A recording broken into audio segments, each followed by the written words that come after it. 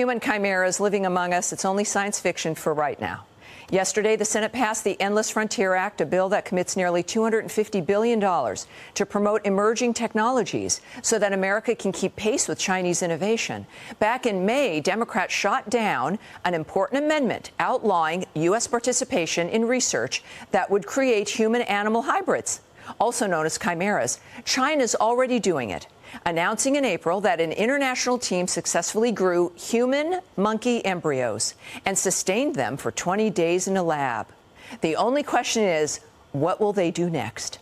Currently, the National Institutes of Health has banned U.S. funding for chimeric research, but that ban could very well be lifted. And who's to say that these agencies will play by the rules anyway? Remember, President Obama banned funding for gain-of-function research back in 2014, but New York AD found a way around it.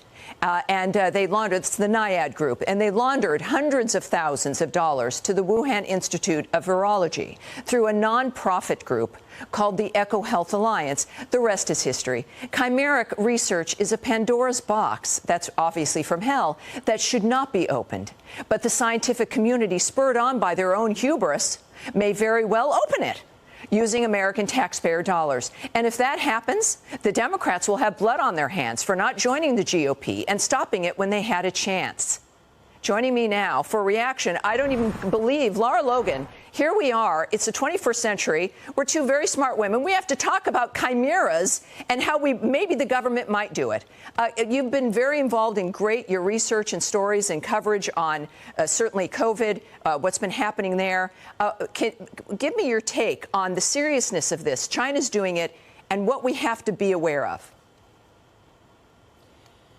You know, Tammy, one of the things that strikes me the most about this story is there's an old adage, you know, be careful of what you don't know. And that has never been more true than with this subject. What exactly do we not know here about how far, what is the level of involvement the U.S. has had in any kind of research like this? And what else has the NIH and other divisions of the NIH been involved in? Because when it comes to Dr. Fauci and what we know about COVID, we're just beginning to find out, right? We're at the tip of the iceberg in terms of uncovering what was really going on with gain-of-function research.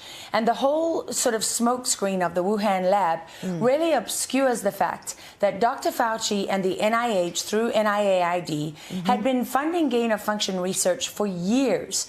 And there's a lot of money that's missing here. And there's another U.S. agency that's missing from this equation. It's called DARPA, you know, which is the Defense Research Agency. So what were DARPA and Dr. Fauci and the NIH doing with gain-of-function and various other programs like this one, which we know so little about? And this is really the moment now for a reckoning. This is time for the American people to start paying attention to these bills that pass through Congress, that get banned, that get unbanned, that get circumvented, and for us to start asking for real accountability. Because what we've seen is that the coronavirus, you know, that spread all over the world and caused such panic and still causes such hysteria in so many quarters. Well, you just speak to someone like an oncologist who deals with bone marrow cancer. They'll tell you that they've been identifying hundreds of coronaviruses for years and years. And so this is one of many subjects that we know very, very little about. And every day that goes by, we get the stench of manipulation and dishonesty is growing stronger. Yeah, and I think this is part of what allows us to find this information out. You know, there's the theory that ignorance is bliss, right? And yes, not being aware of things is kind of peaceful. But the fact of the matter is, these things happen anyway. And this particular bill, and this is what Congress tends to do, was about trying to, you know, keep up with China. But then it became a Christmas tree. There was like over 200 amendments. And all the lobbyists got in because, of course, it's going to have to pass. So get in whatever it is you want. And this is what they do without any consideration about the impact on the average person. You know, COVID is one thing, right? Mass death. Here you're talking about changing the nature of life. And this is what, of course, is so shocking to me. We got just a couple of seconds left, but this is a real game changer. It is. And you know what's so interesting about it to me, Tammy? I'm not particularly religious, but what it keeps reminding you of, we can create robots that mimic humans. Now we want to take animals and humans and blend them. And we also want to take meat and we want to grow some version of food This is in all a gonna laboratory from the backfire. cells of